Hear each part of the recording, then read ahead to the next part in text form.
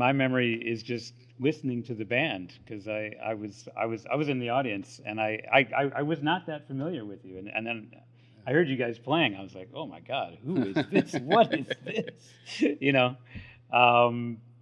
So I think we just kind of met passing in the in the hall somewhere. On the backstage. Backstage, yeah, something, and and I was saying how much I enjoyed it, and like, well, you want to come play with us? It's like, yeah, sign me up, So it took longer than expected because the world kind of stopped in the middle there, but exactly. but that made it extra exciting. Like, okay, we can finally do this, and here we are. Yeah.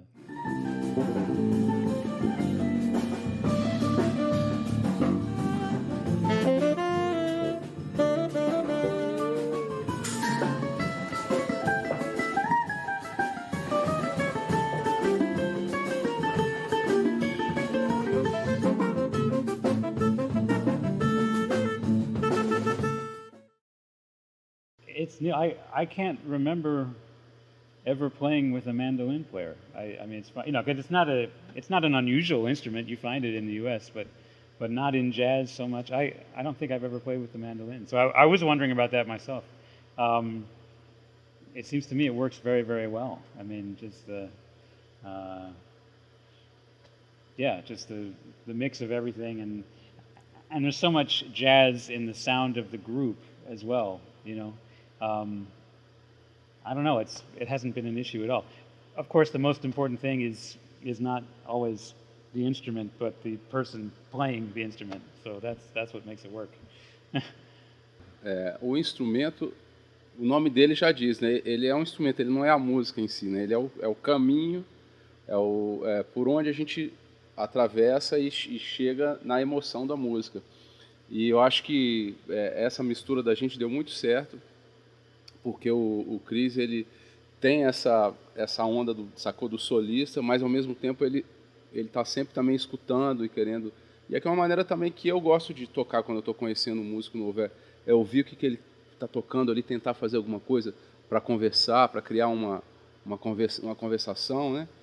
E poxa, os timbres quando junto, o sax tenor, eu tenho uma história particular com o sax tenor, porque eu tive um tio que infelizmente morreu de acidente, mas ele tocava sax tenor. Meu pai disse que eu sou muito parecido com ele, então eu tenho um carinho assim pelo sax tenor, e eu acho que combina quando os dois instrumentos tocam a mesma melodia e eles tocam juntos, aparece um som lindo, uma outra sonoridade, a soma aparece um saxilin, uma outra coisa, e que eu acho que deu muito certo também com essa formação da guitarra, da bateria, do violão, do baixo, né?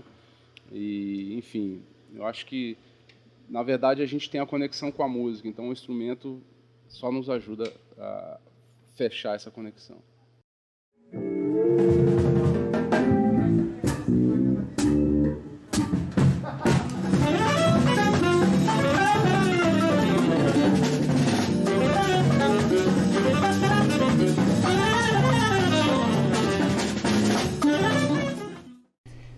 That's a good question. How did I get introduced first? I mean, many of Jobim's songs are now also a part of the jazz repertoire that jazz musicians know.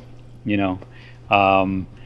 may not know exactly the right chords, or it's like some of them have become like something has been lost in translation sometimes. So it's really interesting to hear, okay, that's with the original Brazilian accent. That's how it goes.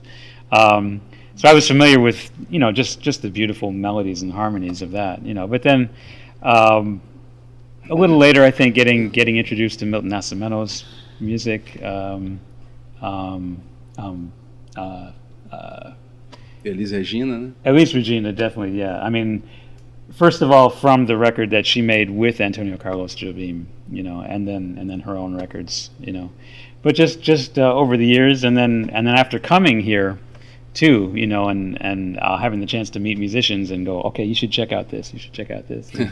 So, now I get a little bit more of an overview every time I come here of the whole picture, because it's such a big world, this Brazilian music. It's not just one kind. It's there are all these things, and all these connections I keep seeing. So it's it's very, very rich.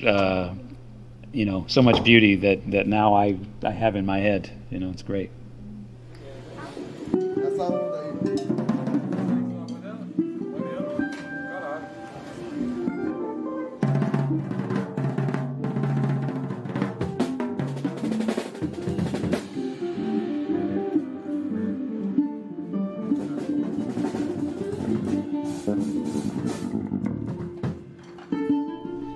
Eu acho que desde o começo, né? Porque tanto o jazz como o choro começaram com a mistura, a união de música africana e de música europeia e com essa, vamos dizer assim, com essa vocação para improvisação também, né?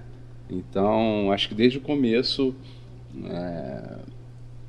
essa relação, por exemplo, enquanto o Nazaré fazia,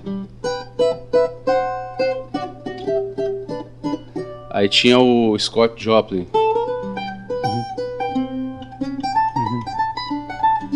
In the same time, desculpa. No mesmo tempo, na mesma época, eles fizeram músicas com a rítmica parecida, coisas, claro, diferentes, mas eu acho que mais parecida do que diferente. E aí a coisa foi, em cada país foi se desenvolvendo. Eu acho que, na realidade, em um certo momento, talvez por conta, por exemplo, da bossa nova, o choro se desconectou um pouco e o jazz ficou mais junto da bossa nova, né? Mas eu acho que a partir da década de 90, os jovens músicos começaram a reaproximar o choro do jazz, entendeu? Então acho que hoje em dia, inclusive é uma coisa que eu falo sempre, que eu estou sempre, de alguma forma, tentando unir esses dois gêneros, porque eu acho que são como primo, aquele primo da família que a gente acha que é irmão da gente, sabe? Que você quer conviver com ele, gosta dele. Então eu acho que é por aí. Cada vez mais eu tenho, inclusive esse trabalho com o próprio Chris é uma maneira que eu tenho de fazer esse encontro ser real, não ser apenas uma viagem na minha cabeça. Well, I mean, I think that's sort of what he was saying too. The roots are the same, this mix of African rhythms, European harmony, melody. The way that everything is constructed feels familiar. Like after I listen to it, I'm like, oh, okay, I can improvise on this because you hear the same kinds of chord progressions. It's related to the roots of jazz, which like ragtime, marches. There's a lot of similarities there, and maybe they each branched out in kind of different ways, and the rhythmic emphasis might be slightly different, but the emphasis on rhythm and syncopation, along with the very functional European harmony, it feels very natural, actually.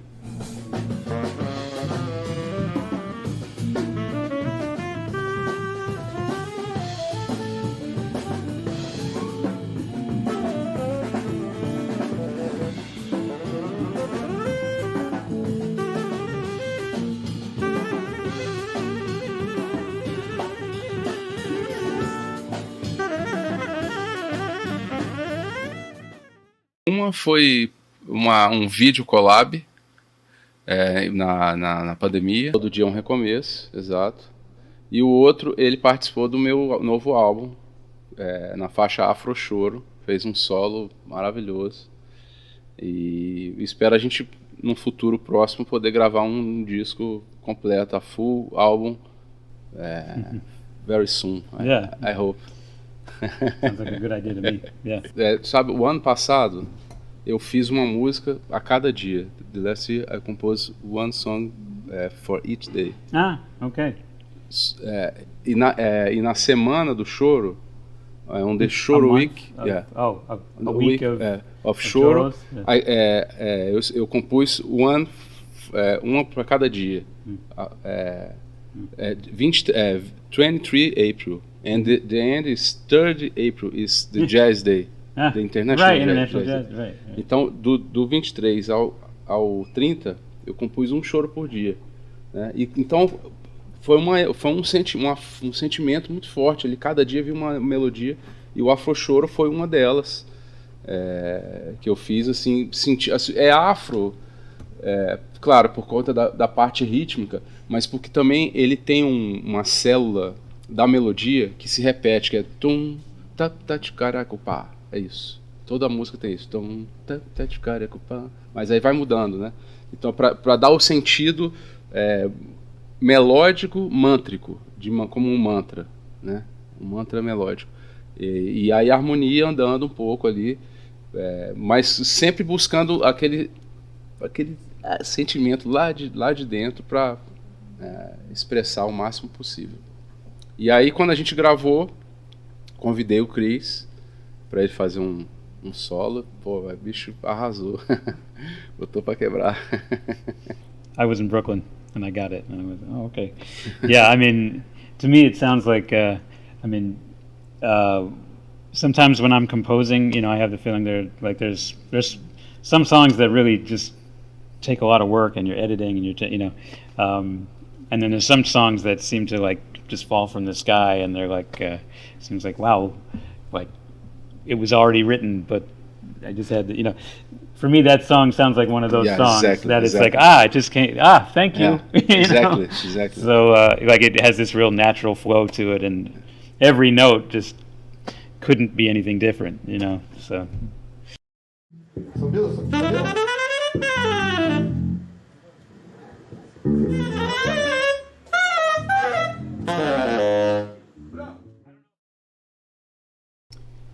Well, this is something I think all improvising musicians think about a lot. It's what do you want to say? How do you want to say it? For me, I find always that if I have something in mind, if I have like, a strategy, I'm going to get here, it never works.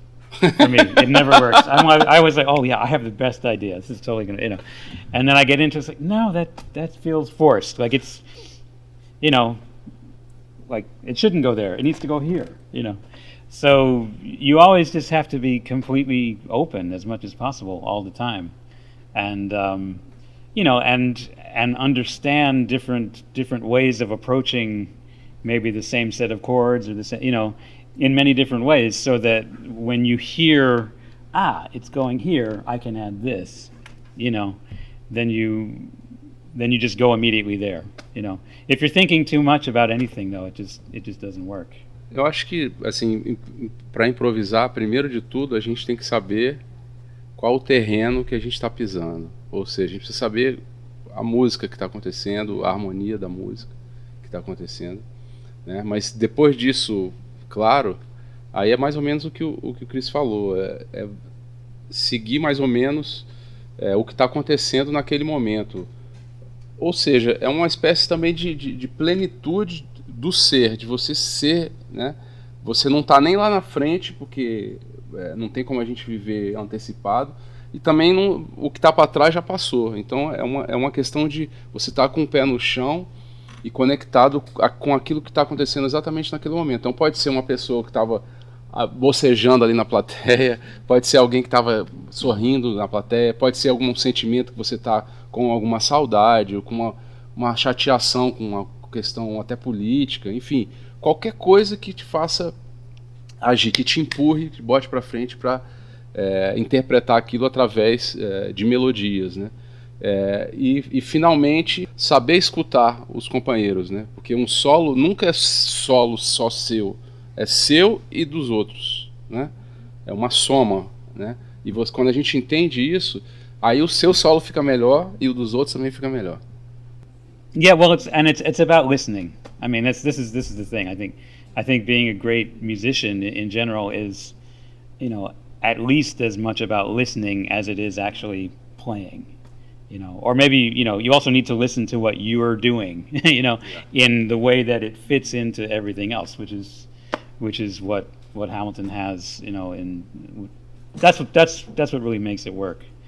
and a big enough frame of reference in terms of, you know, okay, I've heard this kind of thing before. It could go here, it could go here. You know, just enough different ways that when you do hear something, you instinctively know the avenue that it has to go in at that moment.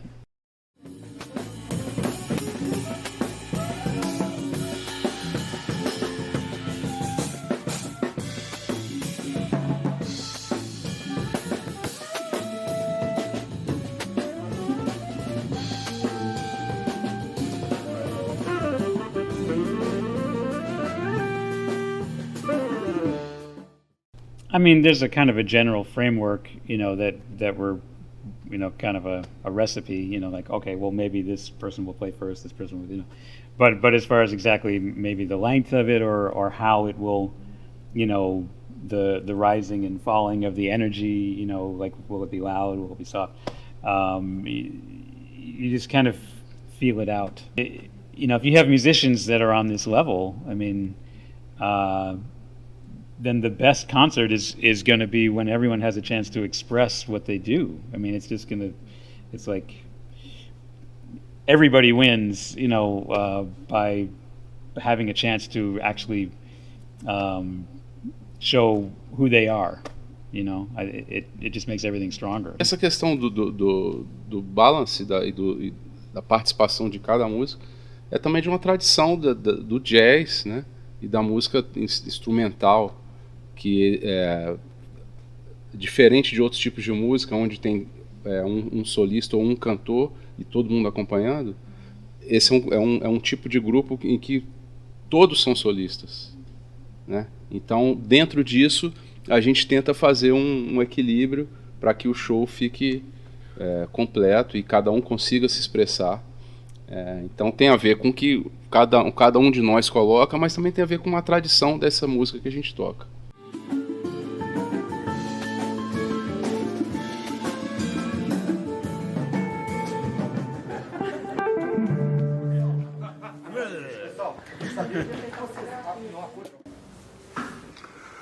Olá, meu nome é Kleber Alves, eu sou saxofonista, compositor e professor também atualmente da habilitação música popular na Escola de Música da UFMG, da Universidade UFMG. E estou aqui para fazer uma pergunta para o grande, né, músico brasileiro da atualidade, no bandolim, Hamilton de Holanda, e o ícone Chris Porter, né, saxofonista de jazz. Todos os dois admiro demais, né? Tive o prazer de tocar com Hamilton de Holanda e fazer um workshop uma vez com com Chris Porter. Então, a pergunta é baseada numa seguinte reflexão que eu fiz aqui. No início dos anos 60 e 62, o Paulo Moura, junto com o Sérgio Mendes e o Rio Bossa Sexteto, foram apresentar o samba jazz no Carnegie Hall, na mesma noite que o Tom Jobim, também com João Gilberto e Stan Getz, apresentaram a Bossa Nova, né? Dois movimentos do samba moderno no final dos anos 50 no Brasil, né? E lá o Paulo Moura conheceu o Cannonball Adderley, e durante uma semana, conversando com o Cannonball Adderley e o Art Blakey sobre o samba jazz que eles estavam interessadíssimos, e surgiu uma interação entre os dois grandes músicos de ambas as partes também, dos Estados Unidos e do Brasil, e daí surgiu o disco Cannonball em Rio, né, que foi uma interação musical que surgiu entre eles. E nessa reflexão eu pensei, pô, depois de tantos anos, dois grandes ícones tanto da música brasileira como do jazz se encontram novamente, que é o Hamilton e o Chris Porter.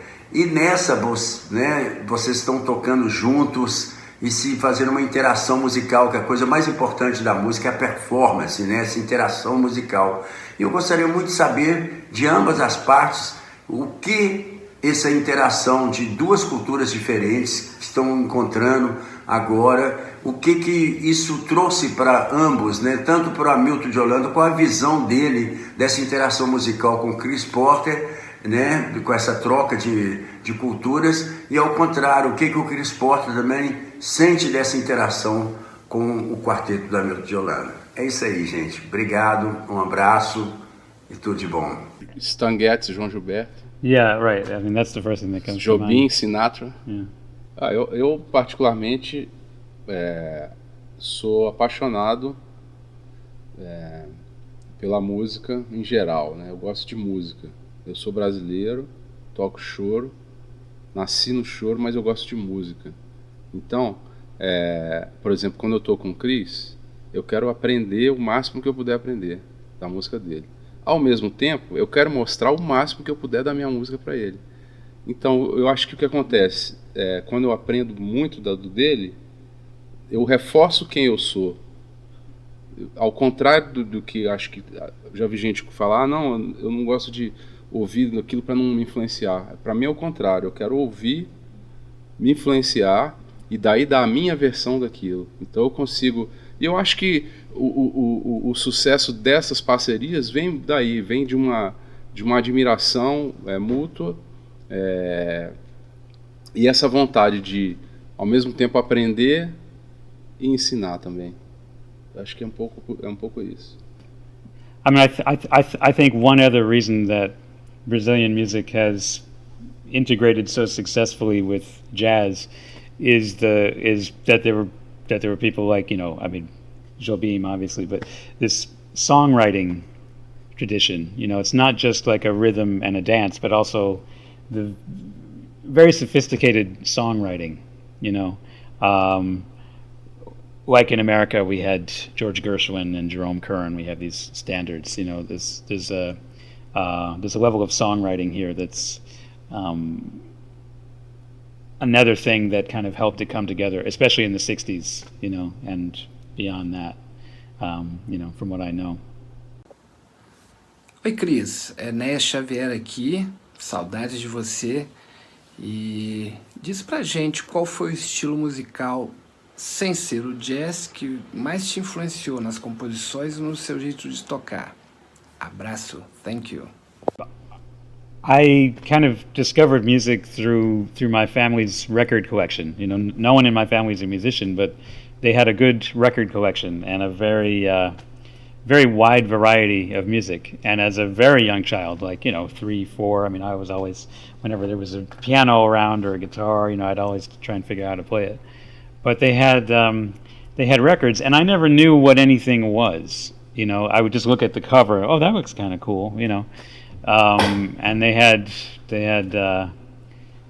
Mozart and Bach and Stravinsky and Bartók, and some Joni Mitchell. I got extremely into the Beatles young. There were some blues records that they had that music also spoke to me very, very much, very, very young,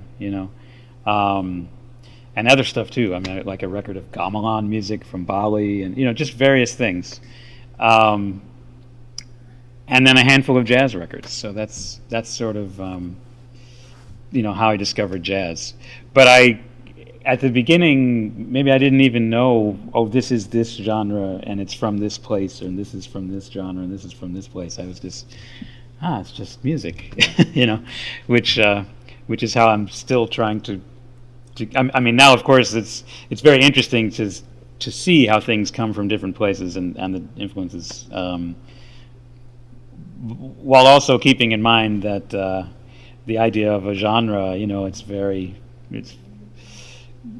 there is no real boundary between one and another, and the interesting place is sometimes where you can see that there's a connection that you can make, But that's sort of my early history with music, yeah.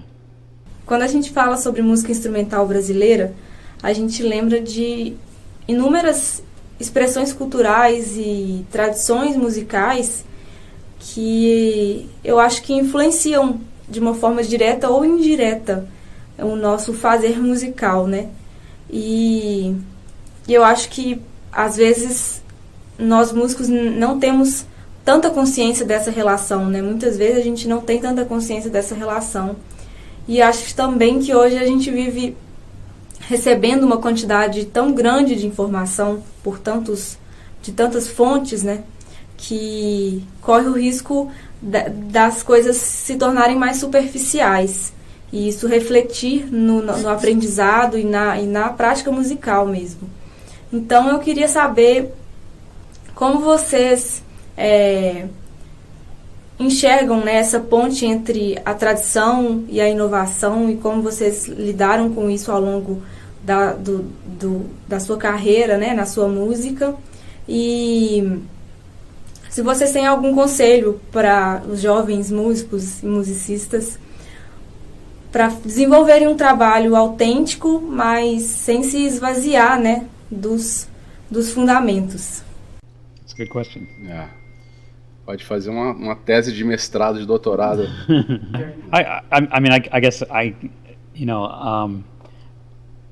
feel a little bit thankful now that even though I was influenced by all this different music, like when I was growing up, I did not have access to everything John Coltrane recorded 24 hours a day. I remember, like, I could get things from the library, or I could go to the record store and hear what they had, or maybe every now and then you'd hear some jazz on the radio, but it wasn't everything. I would listen to certain records. I got Giant Steps, the record, and just listen to that over and over and over and over again. And I think there's something to be said for trying to digest a small amount of information deeply, very, very deeply, which kind of goes against what we, the internet age. It's very easy to be distracted, but if you really are trying to achieve depth as a musician, I think you do need to just dive deep into things and maybe even for a period of time maybe shut everything out and just go, okay, I'm just focusing on this,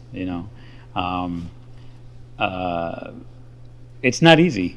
It's not easy. And of course it's a great thing that we can hear everything all the time. But if there's something that really speaks to you and, dive deeply into that language, find a few records maybe that you get to know well, Eu acho que é difícil responder rapidamente como você moldar um estilo, né? E tendo esse norte assim de como balancear o moderno e o tradicional, né? Mas acho que acima de tudo você tem que mergulhar na sua raiz, assim, de onde você é, das pessoas que te cercam, de onde você vem, né? E a partir daí você conhecer tudo que é diferente do que você faz, para você realmente encontrar o seu caminho. Mas eu acho que primeiro de tudo você tem que ir na sua raiz, naquilo que te faz emocionar, sabe, desde sempre. Falando, por exemplo, com a galera de Minas, né? Eu acho que quem é daqui tem que correr atrás dos lances de congada, saca? Os lances que são daqui mesmo. E depois, não quer dizer que vai fazer um lance tradicional para a vida inteira. Tem gente que gosta de fazer o tradicional para a vida inteira, mas eu acho que a maioria procura um caminho autêntico, assim, original, né? Mas para fazer um original a gente tem que saber muito bem a tradição. Então é meio que um ciclo sem fim, né?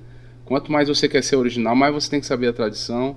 Quanto mais a tradição te influencia, mais você tem que saber de alguma outra coisa nova para não ficar parado naquilo ali também. Minha visão, né? E eu acho isso. Acho que quem é de Minas tem que mergulhar fundo na música daqui mesmo as coisas mais modernas, também, tipo o Clube da Esquina, né? E daí, a partir daí, tentar encontrar uma coisa que seja própria. Mas, inclusive, eu me lembro de uma história um amigo meu estava dando aula e o aluno chegou e eu sou compositor e tal. Aí ele perguntou, mas você gosta de ouvir, o que você ouve? Você gosta de ouvir o quê? Ele falou assim, não ouço nada para não me influenciar. Ou seja, isso aí não vai a lugar nenhum, né?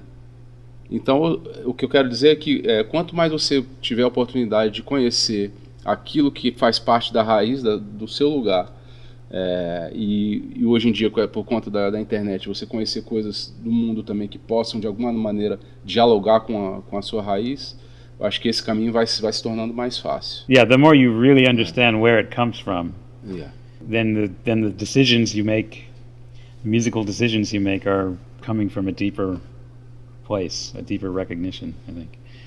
Yeah.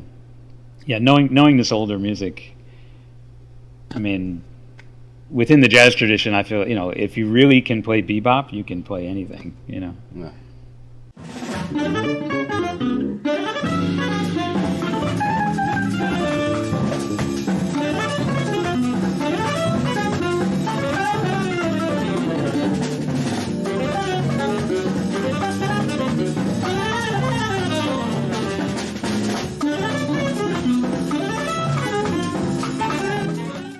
It's been amazing. I mean, I expected that it would be fun, but it's been even more than I can imagine. Just the, I mean, for one thing, just the level of musicianship and the feeling of getting to understand, how Brazilian musicians communicate, how similar it is in a lot of ways to how American musicians communicate. Lots of information going back and forth. Musically, it's been on such a high level, but also on a personal level. Didn't really know any of these folks before, but now I feel like there's real friendship, real good feeling with the band, and and the food and the beach and everything like that. It's been great. Eu estava com uma expectativa muito boa, mas superou essa convivência musical e de amizade também, porque a gente já tinha o trabalho do quarteto e, assim, o Chris entrando com a musicalidade dele, sei lá, mais do que duplicou a potência do som e realmente é uma honra, é um prazer tocar com um cara do nível que é o Chris Potter,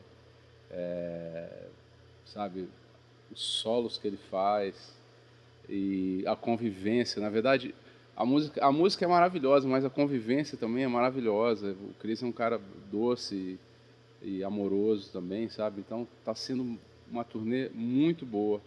Que bom que a gente está hoje registrando aqui.